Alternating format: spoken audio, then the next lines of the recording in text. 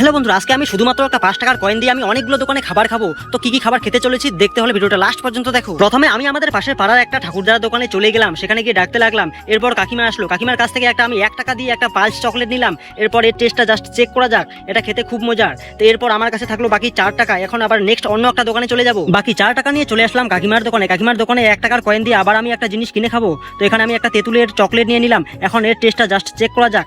এটা তেঁতুল তো তেঁতুলের মতোই হয়, এটা বিশেষ অতটা ভালো না। এরপর বাকি থাকলো আমার কাছে 3 টাকা। এখন নেক্সট অন্য একটা দোকানে চলে যাব। দেন আমি হেলাপাকড়ি বাজারের কাছে রাস্তার ঠিক পাশের একটা দোকানে চলে আসলাম। আমার কাছে আছে এখন মোট 3 টাকা। এই 3 টাকার মধ্যে আমি 1 টাকা দিয়ে একটা কিছু কিনে খাবো। তো এখানে আমি চকলেট খাবো, কেননা এই চকলেটটা আমার ভীষণ প্রিয়। এই চকলেটটা খুবই টেস্টি। এরপর আমার কাছে বাকি থাকলো 2 টাকা। আমি অন্য দোকানে চলে যাব। বন্ধুরা, 5 টাকার মধ্যে বেঁচে আছে আমার কাছে এখন 2 টাকা। 2 টাকা দিয়ে আমি আবার দুটো দোকানে খাবো। এই একটা দোকান থেকে আমি 1 টাকা দিয়ে একটা রসুনের আচার নিয়ে নিলাম। আর রসুনের আচারটা টেস্টটা জাস্ট ছিল ওয়াসাম। আর এখন বাকি থাকলো শুধু 1 টাকা। 1 টাকা দিয়ে আমার ঠাকুরদার দোকানে চলে আসলাম। এখান থেকে একটা সেন্টার ফ্রেশ নিয়ে নিলাম। এরপর তোমরা সাবস্ক্রাইব করনি, যাও সাবস্ক্রাইব করে নাও।